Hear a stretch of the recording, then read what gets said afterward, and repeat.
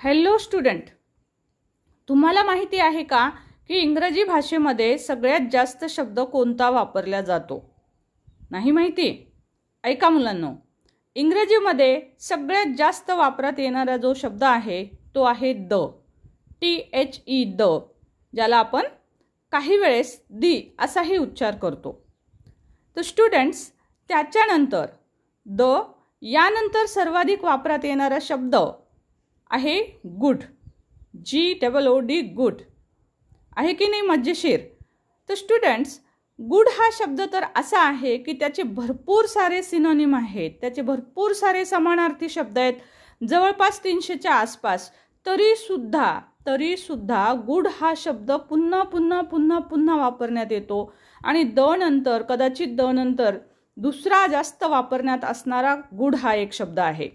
तर स्टुडंट्स, यावरून तुमच्या असं लक्षात आलं असेल की इंग्रजी भाषेमध्ये असे अनेक शब्द आहेत जे पुन्हा पुन्हा वापरल्या जातात. याला इंग्लिशमध्ये साईट वर्ड्स असं म्हणतात, जे नेहमी किंवा पुन्हा पुन्हा जास्त वेळेस इंग्रजी भाषेमध्ये वापरण्यात येतात. तर स्टुडंट्स, अशा ह्या सर्व शब्दांचा अभ्यास आपण करणार आहोत. का करायचा आहे? तर मुलांनो, मी जे आज तुम्हाला 66 वर्ड्स सांगणार आहे, या 66 वर्ड्सचा जर तुम्ही अभ्यास केलात तर तुम्हाला 50% इंग्रजीचं वाचन आलंच समजा. हा व्हिडिओ जर तुम्ही पूर्ण पाहाल तर मी त्या व्हिडिओच्या शेवटी तुम्हाला प्रूफ पण दाखवून देईल की तुम्ही स्वतःला सुद्धा 50% इंग्रजी आलेलं असेल. त्यासाठी फक्त तुम्हाला काय करायचं आहे, तर या व्हिडिओमध्ये सांगितलेले जे 66 वर्ड्स आहेत, हे 66 वर्ड्स तुम्हाला तोंडपाठ करायचे आहेत. ते तुम्हाला उच्चारासहित आणि त्याच्या अर्थासहित आले तर त्याचा इंग्लिश स्पीकिंगला पण उपयोग होईल. म्हणून मी या शब्दांचे, काही शब्दांचे अर्थही इथे दिलेले आहेत, जे अतिशय महत्त्वाचे आहेत. ते तुम्हाला लिहिण्यासाठी आणि वाचन करण्यासाठी उपयोगात येणारे आहेत. सो स्टुडंट्स, आजचा हा व्हिडिओ अतिशय इंटरेस्टिंग तर आहेच, पण अतिशय महत्त्वाचा आहे तो यासाठी की तुम्ही जर हे शब्द पाठ केले तर तुम्हाला 50% इंग्रजीचं वाचन आलंच समजा. आणि याचं प्रूफ, याचं सबूत मी तुम्हाला याच व्हिडिओत शेवटी सांगणार आहे. बघा, तुम्ही व्हिडिओ शेवटपर्यंत व्यवस्थित आणि काळजीपूर्वक पहा. तुम्हाला सुद्धा कळेल की 50% इंग्रजी तर वाचता आलं. अरे वा, मला तर 50% इंग्रजी वाचता येतं. आता यातले काही शब्द असे असतील ज्याचे तुम्हाला व्यवस्थित इंग्रजीत, मराठीतले अर्थ माहीत नसतील, कदाचित इंग्रजीचे काही उच्चार माहिती नसतील. तर हे सर्व शब्द, त्याचे उच्चार, त्याचे एक्झॅक्ट अर्थ मात्र तुम्ही सर्वांनी पाठ करून ठेवायचे आहेत. कारण ते तुम्हाला पुढील काही कामासाठी, विशेषतः इंग्लिश स्पीकिंगसाठी, इंग्रजीत लिहिण्यासाठी, तुम्हाला इंग्रजीमधलं ट्रान्सलेशन करण्यासाठी, अशा अनेक गोष्टींसाठी याचा उपयोग होणार आहे. तर मुलांनो, आता जास्त वेळ न घालवता तुम्हाला सांगते ते 36 वर्ड्स. जसं द, गुड यासारखे काही शब्द आवश्यक असतात, तशाच प्रकारे. तर मी गोदावरी तुम्हा सर्वांचं स्वागत करते आपल्या 15व्या पार्टमध्ये. आजपर्यंत इंग्रजी वाचन सिरीजमध्ये आपण 14 पार्ट पाहिलेले आहेत. आणि मुलांनो, आजचा हा व्हिडिओ पाहिला तुम्ही तर 50% इंग्रजी जमेल. आणि मागील 14 व्हिडिओ जर तुम्ही पाहिले तर मग तर तुम्हाला प्रश्नच येणार नाही. तुम्हाला संपूर्ण इंग्रजी हे नक्कीच वाचायला, लिहायला आलेलं असणार आहे. आणि या 15 व्हिडिओचा उपयोग करून पुढील येणारे स्पोकनचे जे काही आपले व्हिडिओज असणार आहेत तेही तुम्हाला करायला नक्कीच मजा तर येईलच, परंतु तुम्हाला काही दिवसात तुमच्या लक्षात येईल की तुम्हाला इंग्रजी पण 50% बोलायला सुद्धा येत आहे. फक्त त्यासाठी मुलांनो काय करायचे, तर हे आत्तापर्यंतचे सर्व व्हिडिओज व्यवस्थित वहीत लिहून काढा. त्याचं सगळं पाठांतर, त्यातला एक वर्ड तुम्हाला व्यवस्थित आला पाहिजे, एवढ्या गोष्टी करा. चला तर मग बघूया आजचे हे महत्त्वाचे शब्द, त्याचे एक अर्थ. आणि हो, हे स्टुडंट शब्द मी जे सांगते आहे ते तुम्ही नीट समजून पण घ्यायचे आहेत, कारण ते नेमके कुठे वापरले जातात हेही मी तुम्हाला या व्हिडिओत सांगणार आहे. त्यासाठी हा व्हिडिओ अतिशय महत्त्वाचा आहे. ज्यांना इंग्रजी वाचता येत नाही, लिहिता येत नाही, ज्यांना बोलायची, लिहायची, वाचायची इच्छा आहे, स्पीकिंग आलं पाहिजे असं वाटतं, इंग्रजीमध्ये बोलता आलं पाहिजे असं वाटतं, त्या सर्वांना हा व्हिडिओ तुम्ही नक्की शेअर करा. कारण हा व्हिडिओ जर शेअर केला तर 50% इंग्रजी वाचन तुम्हाला आलंच समजा. कसं, ते व्हिडिओच्या शेवटी मी तुम्हाला स्वतः दाखवून देईल. सो स्टुडंट्स, शेवटपर्यंत माझ्यासोबत राहा, कारण या सर्व गोष्टींची प्रॅक्टिस आणि तुम्हाला मी इथेच दाखवेल की या शब्दांपासून 50% इंग्रजीचं वाचन आपल्याला कसं काय येतं. आता तुम्ही म्हणाल मॅडम आम्हाला हे शब्द पाठ नाहीत, तर मग आम्हाला कसं येईल? तर येईल. फक्त ज्यांना पाठ नाहीत, ज्यांना जे शब्द पाठ नाहीत त्यांनी ते शब्द नंतर पाठ करा. आता फक्त तुमच्या समोर व्हिडिओत मी तुम्हाला ते शब्द दाखवून त्यानुसार तुम्हाला दाखवून देईल की तुम्हाला 50% इंग्रजी कसं येतं, जर हा व्हिडिओ तुम्ही कंप्लीट केलात आणि यातला शब्द तुम्ही लर्न केलात तर. ओके, चला तर मग जास्त आता वेळ नको घालवायला. आता यातही स्टुडंट्स तुम्हाला काही डाऊट असेल, इंग्रजी वाचनासाठी डाऊट असेल, आणखी एक महत्त्वाची गोष्ट सांगायची राहिली स्टुडंट्स, तुम्हाला हे सर्व व्हिडिओ जे आहेत तर त्यासाठी तुम्ही घरी कुणाची तरी मदत घ्या. कारण हे सर्व 15 व्हिडिओ जे आहेत त्यातला शब्द तुम्हाला येतो आहे का नाही हे अभ्यास घेण्यासाठी तुम्हाला घरी कोणीतरी असणं गरजेचं आहे. म्हणजे आई, वडील, बहीण, भाऊ, जे कोणी घरामध्ये रिलेटिव्ज असतील, काका, मामा, जे कोणी मोठ्या व्यक्ती असतील त्यांची तुम्ही हेल्प घ्या. त्यांना प्रत्येकाला हा व्हिडिओ झाल्याच्या नंतर त्यातला जे काही वर्ड्स वगैरे असतात ते त्यांना विचारायला लावा. अशा पद्धतीनं तुम्ही तुमचे हे 15 पाठ जे आहेत ते लिहून, वाचून, पाठ करून अशा पद्धतीनं घ्या. मोठ्यांची मदत जरूर घ्या. आणि समजा काही कोणी मोठ्यांची मदत नसेल, तुम्हाला कसं घ्यावं, कशा पद्धतीनं तयारी करावी हे समजत नसेल, तर मी संपर्कासाठी फोन नंबर दिलेला आहे. तुम्ही मला या नंबरवर कॉल करू शकता आणि मी तुम्हाला नक्कीच सांगेल की तुम्हाला कशा पद्धतीनं ही तयारी करायची आहे, जेणेकरून या सुट्टीत इंग्रजी 100% आलंच पाहिजे. वाचता लिहिता तर आलंच पाहिजे, एवढंच नाही तर बोलताही आलं पाहिजे. ओके स्टुडंट्स, तर उन्हाळ्याच्या सुट्टीत एवढं काम नक्कीच आपण करू शकतो. काही जर डाऊट्स असतील तर you can call me on this number. Okay, so students बघूया आता अतिशय महत्त्वाचे. आता हे जे पुन्हा पुन्हा वापरलेले मी दचा आत्ताच सुरुवातीला उपयोग सांगितला, गुड शब्दाचा उपयोग सांगितला की किती जास्त सगळ्यात जास्त वापरण्यात येणारे हे शब्द आहेत. तर असेच मुलांना खूप सारे शब्द असतात जे नेहमी वापरात येतात, फ्रिक्वेंटली वापरण्यात येतात. त्यांना साईट वर्ड्स म्हणतात. आता यांना साईट वर्ड्स का म्हणतात जस्ट आपण जाणून घेऊया. तर साईट वर्ड्स का म्हणायचं असतं, कारण ना आपले जे फोनिक्सचे जे काही उच्चाराचे नियम असतात, जे मी तुम्हाला याआधी पण सांगितले, स्वरांचे उच्चार सांगितले, तुम्हाला कॉन्सनंट्सचे उच्चार सांगितले, हे उच्चाराचे जे नियम आहेत ते जनरली ह्या शब्दांना लागू होत नाहीत. त्यामुळे अशा शब्दांना साईट वर्ड्स किंवा हाय फ्रिक्वेन्सी वर्ड्स म्हणतात. आता ह्याच्या व्याख्या वगैरे हे नाही लक्षात राहिलं तरी चालेल, पण समजायला हवं आपल्याला, थोडंसं तरी नॉलेज असणं गरजेचं आहे की काय असतात बाबा साईट वर्ड्स. ओके, तर या शब्दांना तुमचे रूल्स जे आहेत उच्चाराचे ते लागू होत नसतात.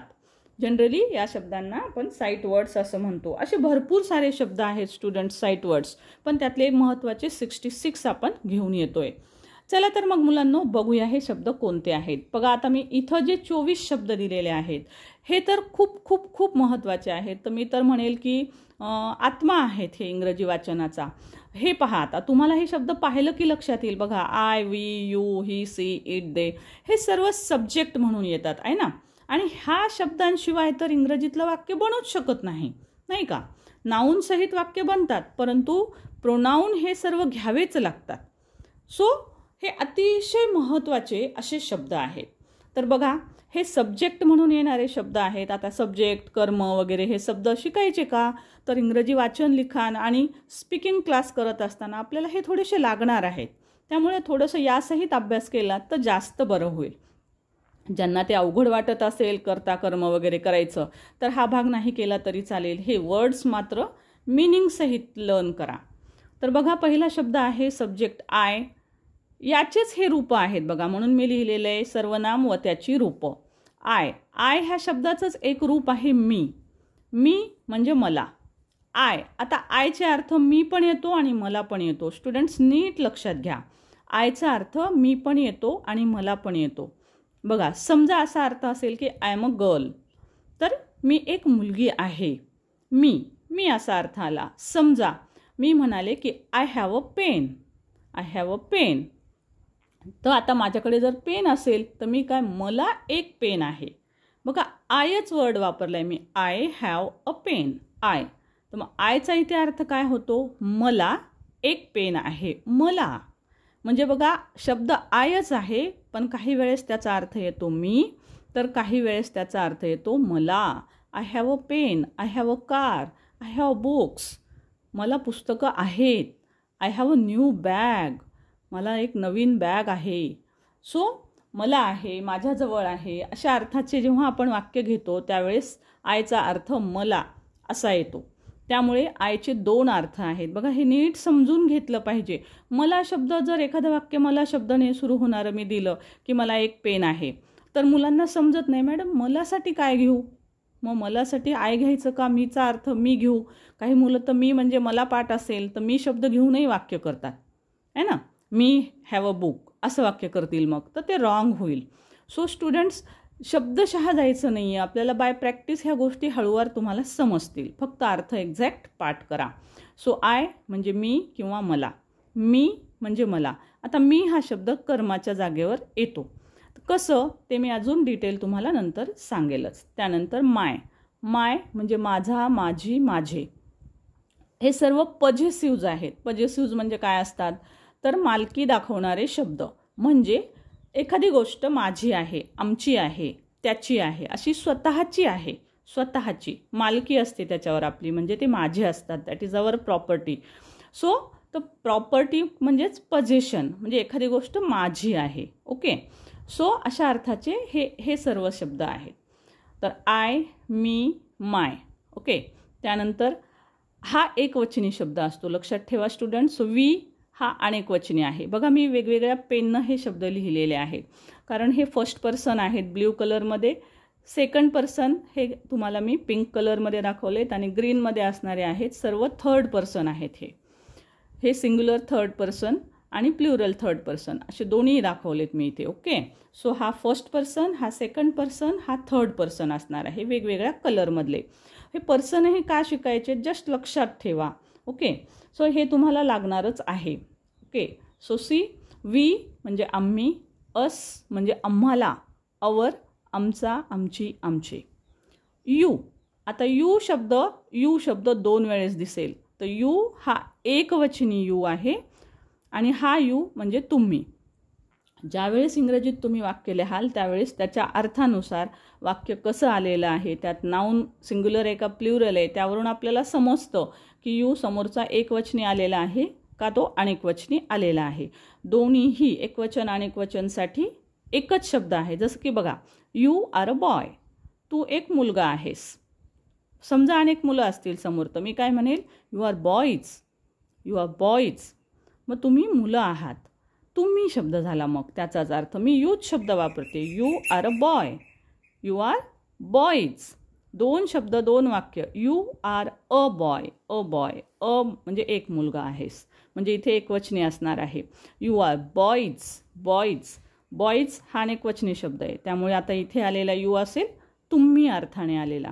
अशा पद्धतीनं ह्या बारकावे तुम्हाला लक्षात ठेवायचे आहेत. सो यू एकवचनी असेल तर अर्थ असतो तू किंवा तुला, जसं मी इथे सांगितलं तसंच. You have a pen, you have a pen, तुला एक पेन आहे. Okay, you have a dress, you have a dress, तुला एक ड्रेस आहे. सो तुला, यूचाच अर्थ आला तुला.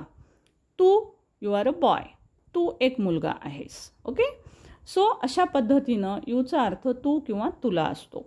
तसाच यू कर्मवाचक सुद्धा शब्द आहे. आय हेल्प यू, मी तुला मदत केली, आय हेल्प यू. यू कर्म झालं.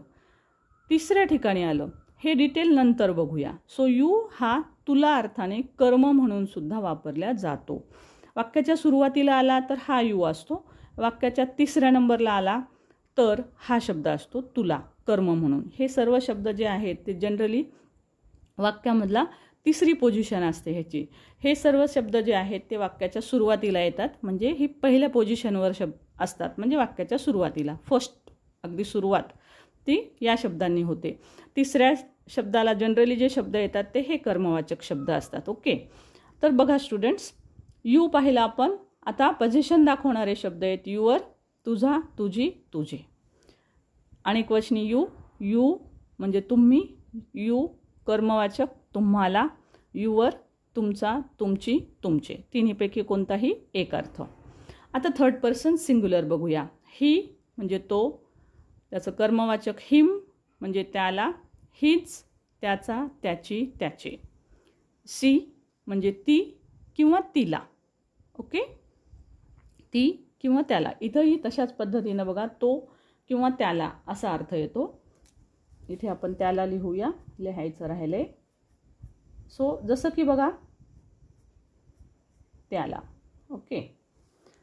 सो शब्दांचे अर्थ म्हणजे त्याला शब्दापासून वाक्य असेल तर काय आपल्याला समजत नाही. सो स्टुडंट्स बघा, सीचा अर्थ ती, तिला. तशाच पद्धतीनं हर, सीचा कर्मवाचक शब्द हर, हर म्हणजे तिला. जसं की सपोज आय हेल्प्ड हर, मी तिला मदत केली. आय हेल्प्ड हर, हर तिसऱ्या पोझिशनवर शब्द आला तेव्हा त्याचा अर्थ होईल आय हेल्प्ड हर, मी तिला मदत केली, तिला. हर, आता हे हरच शब्द आहे पण याचा अर्थ असतो की तिचा, तिची, तिचे. I like her dress, I like her dress, मला तिचा ड्रेस आवडतो. किंवा आय लाईक्ड हर ड्रेस, मला तिचा ड्रेस आवडला. सो हर शब्द आला, हर म्हणजे तिचा, इथे अर्थ आला तिचा ड्रेस, हर ड्रेस. सो अशा वेळेस हर शब्द जरी असेल तरी त्याचा अर्थ असेल तिचा, तिची, तिचे. ओके, म्हणजे मी सांगितलं पॉझेसिव्ह आहेत हे सर्व. इट, आता इट हा शब्द तो, ती, ते. लक्षात ठेवायचं आहे की इट हा जो शब्द असतो तो निर्जीव वस्तू, छोटे छोटे पक्षी, प्राणी यांच्यासाठी जनरली हा शब्द वापरला जातो. जसं की अ ट्री, अ चेअर, या सर्वांसाठी आपल्याला प्रोनाऊन घ्यायचा असेल तर त्यावेळेस इट वापरलं जातं. ओके. सो जसं की it is a tree, it's a chair, या पद्धतीनं. तर मग त्यावेळेस त्याचा अर्थ त्या समोरच्या त्या वस्तूनुसार, आता ती खुर्ची आहे, इट इज अ चेअर असं मी म्हणाले तर ती अर्थ होईल ती खुर्ची आहे. ओके. समजा मी म्हणाले की इट इज अ टेबल, तर ते टेबल आहे किंवा तो टेबल आहे. सो ते किंवा तो असा अर्थ होईल. सो दिलेल्या वाक्यामध्ये जे नाऊन येतं त्याच्यानुसार हा तो, ती, ते असा अर्थ बदलतो. पण लक्षात ठेवा इट हा शब्द हा निर्जीव वस्तूंसाठी किंवा प्राण्यांबद्दल, पक्ष्यांबद्दल, छोटे प्राणी वगैरे त्यांचा उल्लेख करायचा असेल, कॅट, तर कॅटसाठी आपण ॲक्च्युअल सी पण शब्द वापरतात परंतु कॅटसाठी इट पण वापरतात. जसं की बर्ड असेल, अ बर्ड, तर बर्डसाठी आपण इट हा शब्द वापरतो. तर अशा पद्धतीनं छोटे प्राणी असतील किंवा निर्जीव वस्तू असतील तर त्यांच्यासाठी इट हे शब्द वापरतो. आता इथं पण अर्थ तो, ती, ते आहेत ना, तेव्हा कन्फ्युजन व्हाल तुम्ही. तर ही हा शब्द तर तुम्हाला माहिती आहे की आपण मस्क्युलाईन म्हणजे तो मुलांसाठी वापरला जातो. सी हा शब्द मुलींसाठी, फेमिनाईन वर्ड असतो हा. त्यानंतर इट, इट जो आहे तर तो नपुंसकलिंगी शब्द असतो, तर तो, ती, ते. त्यानंतर याचा आपण इटचा कर्मवाचक शब्द आहे इट, म्हणजे त्याला किंवा तिला. मालकी दाखवणारा शब्द होतो याचा इट्स. इट्स म्हणजे त्याचा, त्याची, त्याचे किंवा तिचा, तिची, तिचे. वाक्याच्या अर्थानुसार यापैकी कोणताही एक अर्थ येतो. दिलेल्या वाक्यात कोणते शब्द आहेत समोरचा शब्द त्यानुसार. त्यानंतर नेक्स्ट वर्ड आहे या तिन्ही शब्दांचं अनेकवचन आहे दे. तिन्ही शब्दांसाठी अनेकवचनी शब्द आपण वापरतो they. So suppose he is a boy, she is a girl, आणि मला सांगायचं की दे आर माय फ्रेंड्स. तो एक मुलगा आहे, ती एक मुलगी आहे, ते माझे मित्र आहेत, ते आर माय फ्रेंड्स. ते, मग दे वापरलं मी का, कारण एक आणि दोन, दोन झाले. तो आणि ती हे दोघंजण माझे मित्र आहेत म्हणून मग ते अनेक झाले. अनेक असले की मग दे शब्द वापरायचा. म्हणून देसाठी ते, त्या, ती. ओके. त्यानंतर कर्मवाचक शब्द येतो देम. देम म्हणजे त्यांना. त्यानंतर मालकी दाखवणारा शब्द याचा तयार होतो देअर. स्टुडंट्स, हे जे सर्व शब्द आहेत आता हे खूप फ्रिक्वेंटली वापरात येणारे शब्द आहेत. नेहमी तुमच्या वाचनामध्ये येणारे शब्द आहेत. तर बघा, हे शब्द जर तुम्हाला एक्झॅक्ट त्याचा उच्चार करता आला तर तुम्हाला ते नक्कीच खूप चांगले जमणार आहेत आणि तुम्हाला इंग्रजी वाचन 50% आलंच समजा. आता प्रूफ तर बघणारच आहोत. त्यापूर्वी आणखी राहिलेले काही शब्द बघूया. त्यानंतर स्टुडंट्स, अतिशय महत्त्वाचे हे शब्द असणार आहेत हेल्पिंग वर्ब्स. सहाय्यकारी क्रियापदे म्हणतात याला. हे 12 शब्द आहेत स्टुडंट्स. या शब्दांशिवाय तुमचं वाक्य बनूच शकणार नाही आहे. इंग्रजीमध्ये जवळपास वाक्य असे असणार आहेत, त्या सर्व वाक्यांमध्ये तुम्हाला यापैकी कुठलं ना कुठलं तरी हेल्पिंग वर्ब आपल्याला आवश्यक असणार आहे. ऑफकोर्स फक्त मेन वर्बने सुद्धा वाक्य तयार होतात, परंतु हेल्पिंग वर्बने आपल्याला जेव्हा जेव्हा वाक्य बनवायचे असतात तेव्हा हे क्रियापद आपल्याला लागणारच आहेत. सो स्टुडंट्स, बघूया ह्याचे उच्चार आणि याचे अर्थ. तुम्ही म्हणाल मॅडम हे शब्द तर आम्हाला येतात. यस, येतही असतील, कारण हे आपण नेहमीच वाचतो इंग्रजीमध्ये. पण ज्यांना ह्याचे उच्चार नीट येत नाहीत त्यांनी ते अभ्यासा, आणि महत्त्वाचं म्हणजे ह्याचे अर्थ नीट पाठ करा, जेणेकरून तुम्हाला इंग्रजी लिखाणासाठी आणि स्पोकनच्या वेळेस याचा खूप फायदा होईल. तर पहा स्टुडंट्स, ॲम म्हणजे आहे, इज म्हणजे आहे, आर आहेत, ॲम, इज, आर हे आहेत प्रेझेंट टेन्समध्ये. ओके, आहे, आहे, आहेत प्रेझेंट टेन्समध्ये येतात. वॉज होता, होती, होते, वॉज होता, होती, होते. आता ह्याला आपण वेअर म्हणतो, तर ॲक्च्युअली याचा उच्चार होतो वर, वर. ओके, तो उच्चार करा, WERE, वर. वर म्हणजे होते, वर, वर म्हणजे होते. आपण एक्झॅक्ट उच्चार समजून घेऊन तसेच जर केले तर इंग्लिश स्पीकिंगच्या वेळेस तुम्हाला हा वर्ड कळेल. नाहीतर तुम्ही वेअर म्हणाल, समोरच्या व्यक्तीने वर म्हटलं तर तुम्हाला समजणारच नाही की आपण काय ऐकतो आहोत. ओके, सो त्यासाठी वर, WERE, वर म्हणजे होते. सो हे आहेत भूतकाळातले शब्द. त्यानंतर भविष्यकाळात आपण कोणते क्रियापद वापरतो? विल बी म्हणजे असेल, असू शकेल. शॅल बी म्हणजे असेल, असू शकेल. सेम अर्थ, विल बी शॅल बीचे सेम अर्थ असतात. आता जनरली तर हा शॅल बीचा वापरही कमी होतो आहे. सगळ्याच सब्जेक्टसाठी विल बीच वापरल्या चाललेलं आहे, हेही तुम्हाला इथं सांगते मी.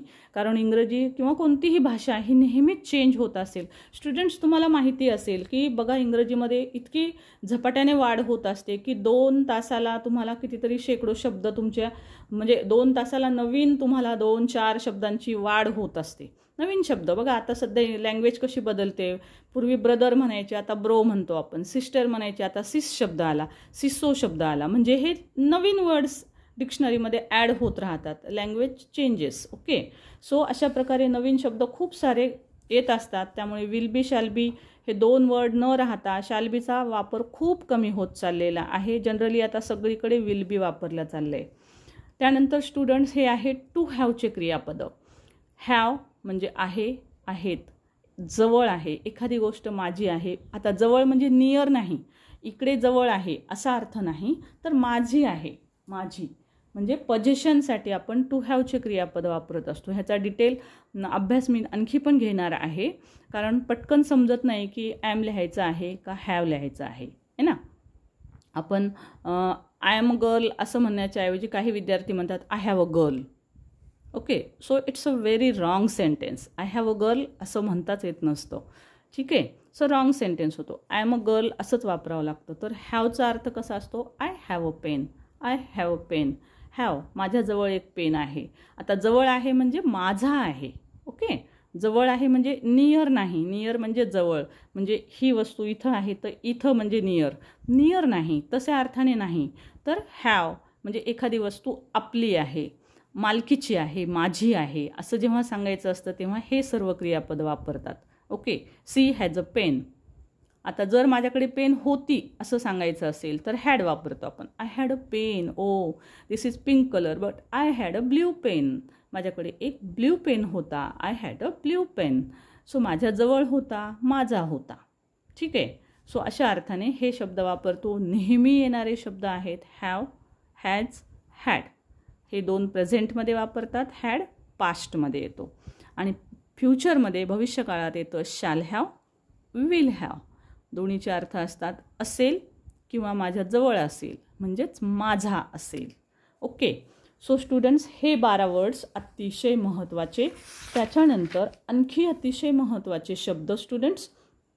आता या शब्दांशिवाय सुद्धा वाक्य होत नाहीत. तसे तर हे सुद्धा नेहमी वापरात येणारे किंवा साईट वर्ड्स जे आहेत आणखीही आहेत बरेचसे, परंतु हे मी महत्त्वाचे असे शब्द दाखवले ज्याच्यामधून तुम्हाला 50% इंग्रजी वाचन येणार आहे. कसं ते मी तुम्हाला आत्ता प्रूफसहित दाखवणार पण आहे, जेणेकरून तुम्हाला समजेल, तुम्हालाही कळेल आज आत्ता इथे की कशा पद्धतीनं मला 50% वाचन येतं आहे. ओके, सो स्टुडंट्स बघा, आता हे शब्द घेऊया एक वेळेस. मी याचे अर्थ लिहिलेले नाहीत, पण हे फ्रिक्वेंटली वापरात येणारे शब्द आहेत वाक्यांमध्ये. ओके. आणि याच्यात सुद्धा भरपूर सारे शब्द आहेत. जितके अधिक देता येतील तेवढे मी तुम्हाला नेक्स्ट व्हिडिओमध्ये नक्की देईल. पण एवढे जर आले तर तुम्हाला 50% इंग्रजी आलंच समजा. सो हा व्हिडिओ जास्तीत जास्त शेअर करा. आवडत असतील तुम्हाला माझे सर्व व्हिडिओज तर लाईक जरूर करा. तुम्ही लाईक केलं तर अजून जास्त इंटरेस्टिंग माहिती सहित मी तुमच्यासाठी व्हिडिओज घेऊन येईल. सो लाईक शेअर कमेंट जरूर करा. चॅनल सबस्क्राईब करून घ्या स्टुडंट्स, कारण सुट्ट्यांचा वेळ आहे त्यामुळे मी भरपूर व्हिडिओज एका दिवसात वेळ मिळाला की 3-4 पण अपलोड करत असते.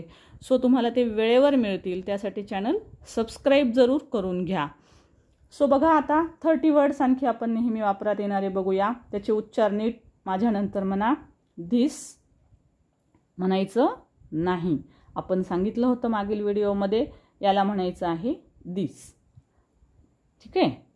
That, that, these, those, boy, girl, by, to, do, with, for. पहा हे शब्द तर खूप येतात. for, from, नीट उच्चार लक्षात घ्या मुलांनो. for, from, from हा एक शब्द आहे. पहा ह्या 2 शब्दांमध्ये उच्चार करत असताना मुलांमध्ये नेहमीच गोंधळ होतो. सो इट्स फ्रॉम, फ्र, FR. आपण कॉन्सनंट 2 जवळ आल्यावर उच्चार पाहिलेले आहेत आपण. फ्र, इट्स फ्र. So from. आणि हा आहे FO, फ, फॉर्म. FO, फ, अ उच्चार होतो. फॉर्म. रचा उच्चार करायचा नाही. Form. Okay. R is silent, R is silent. Form. So हे शब्द वाचताना गोंधळ होतो. तो हा पण एक साईट वर्डच आहे. त्यानंतर नेक्स्ट बघूया. Near, no, so. आता हे WHचे वर्ड, बहुतेक सर्व WHचे वर्डसुद्धा हे साईट वर्ड्समध्ये येतात. त्याचे उच्चार नीट आलेच पाहिजेत. तुम्हाला माहिती आहे प्रश्न विचारायचा म्हटलं की WH वर्ड येणारच. So these are sight words. What, why, WH व उच्चार करायचा आहे आपल्याला. What, why, when, what, why, when. Go, colour, here, who, whose, व उच्चार करा. Who, whose, right. पुन्हा एकदा. Who, whose, right. In, into, because, yes, all, of. Okay. So students बघा, हे जर तुम्हाला 66 वर्ड्स आले तर तुम्हाला इंग्रजी कसं काय येतं बघा. आता मी तुम्हाला इथे दाखवते की तुम्हाला 50% इंग्रजीचं वाचन आलंच पाहिजे. आलंच समजा. कसं येते बघा. आता यातले तुम्हाला बरेचसे शब्द पाठ नसतील, ते वाचता येत नसतील, पण मी असं गृहीत धरते तुम्ही हे पाठ करा. आता मी तुम्हाला फक्त दाखवते की जर तुमच्या समोर शब्द ठेवा, हे नोटबुक समोर ठेवा, स्क्रीनशॉट समोर ठेवा आणि बघा मी प्रूफ कशा पद्धतीनं तुम्हाला करून दाखवते. आता हेच जर शब्द तुम्हाला येत असतील, आपण गृहीत धरूया तुम्हाला हे पक्के येतात. बघा आता अर्ध इंग्रजी कसं येतं. 50%. सी. आता मी सेंटेन्स लिहिलंय. आता मला वाचता कसं येईल बघा. तुम्हाला तर हे 50% येतं, काही जणांना 70% येईल, काही जणांना खूप काही येईल. ओके. सो बघा. I am a girl. I am a girl. I am a girl. आलं की. सो मी तर 50% म्हणाले, हे तर तुम्हाला जास्त आलं नाही का. सपोज नेक्स्ट वर्ड असेल सी हॅज अ पेन. आलं का. तिच्याजवळ एक पेन आहे. बघा आता हे सर्व वर्ड्स आपले इथलेच आहेत. राईट. राईट.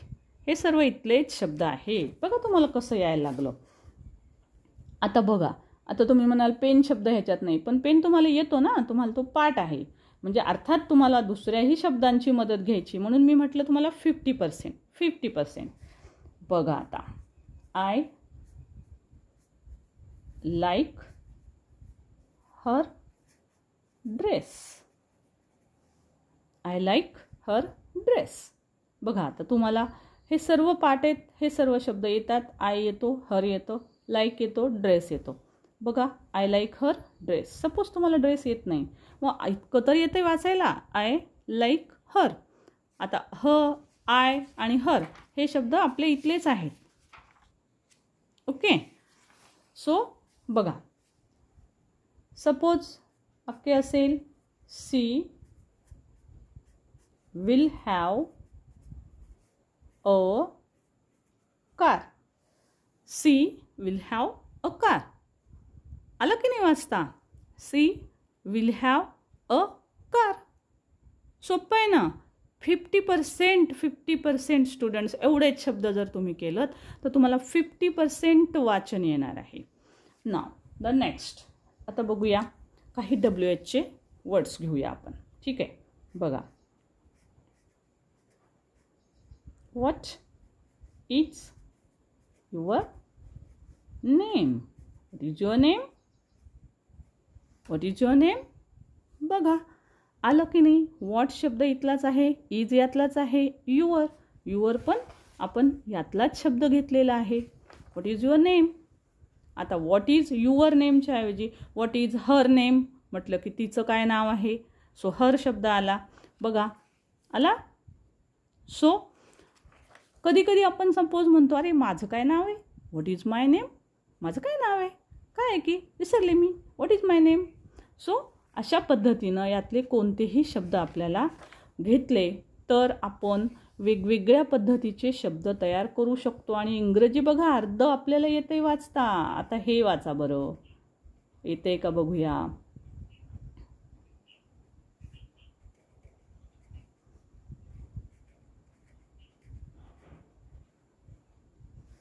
ओके, आलं का वाचता. Yes, this is my channel. Right. So this is my channel. This is my channel आहे की नाही. सो बघा तुम्हाला शब्द वापरता आला, तुम्हाला ते कळालंय. सो आणखी एक वाक्य बघूया. I am going to hospital. See मोठं पण वाक्य आहे. I am going to hospital. I आपल्याकडे आलेला शब्द आहे, मी घेतलेला आहे. 66 वर्ड्सपैकी आहे. एम 66 पैकी आहे. हा थोडा नवीन आहे. हा जनरली येतोच सर्वांना, पण नसेल येत तरी मी 50% सांगितले. टू यातलाच शब्द आहे. हॉस्पिटल एक न्यू वर्ड आहे सपोज. म्हणजे 50% बघा. आय वाचता आलं, एम वाचता आलं, टू वाचता आलं. म्हणजे 50% तुम्हाला वाचता येते. न्यू वर्ड्स जरी असतील तरी पण सपोज स्टुडंट्स मी तुम्हाला म्हणते आहे की when do you wake up. When do you wake up. तू केव्हा उठतोस, तू केव्हा उठतेस. बघा स्टुडंट्स आहे की नाही. 50% शब्द यातलेच आहेत. वेन आहे, डू आहे, यू आहे, यू आहे. वेक सपोज न्यू वर्ड आहे. सपोज तुमच्यासाठी येत असेल तर उत्तमच, पण येत नसेल तर मी म्हटलं ना तुम्हाला 50% कसं वाचता येईल मी तुम्हाला इथे दाखवून देईन. सो स्टुडंट्स अशा पद्धतीनं आपण कोणतेही वाक्य हे सहज वाचू शकाल with the help of these words. है ना. These are my friends. बघा आपण ओळख करून देतो मित्रांची. आपण काय सांगतोय, दीज आर माय फ्रेंड्स. आता बघा दीज आर माय सर्व शब्द आलेले आहेत आपले. फ्रेंड्स सपोज तुम्हाला येत नाही, न्यू वर्ड आहे सपोज, समजा असं, तर मग हा जरी आला नाही तरी हे तर यातलेच आहेत ना 66 पैकी. सो बघा कॉन्फिडन्स, बघा तुमचा कॉन्फिडन्स पहा. हा जर व्हिडिओ तुम्ही पाहिला तर 50% इंग्रजी आलं की तुम्हाला. So this is the confidence. माझ्या व्हिडिओतून तुम्हाला असा कॉन्फिडन्स मिळणार आहे. So video like, share, comment जरूर करा. आणि मला वाटते तुम्ही नक्कीच लाईक केलेलं असेल, नसेल तर करा. आणि चॅनल सबस्क्राईब करायला विसरू नका, कारण यासारख्या अनेक असंख्य गोष्टी तुमच्यासाठी मी घेऊन येणार आहे यापुढे सुद्धा. आणि आपण लवकरच इंग्लिश स्पीकिंगचा भागही सुरू करणार आहोत. कारण बऱ्यापैकी तुम्हाला यामधले शब्द आलेले आहेत. तरी आता 1-2 व्हिडिओ आपण यावर घेऊया की आपण कशा पद्धतीनं लिहू शकणार आहोत. ओके. सो स्टुडंट्स, तुम्हाला जर व्हिडिओ आवडत असतील तर लाईक, शेअर आणि कमेंट जरूर करा. हा व्हिडिओ जास्तीत जास्त जणांपर्यंत शेअर करा, जेणेकरून की त्यांनासुद्धा इंग्रजी लिहायला येत नसेल, कुणाला इंग्रजी शिकायचं असेल, बोलायला शिकायचं असेल, तर त्यासाठी या व्हिडिओची खूप हेल्प होईल. Thank you so much for watching. Thank you.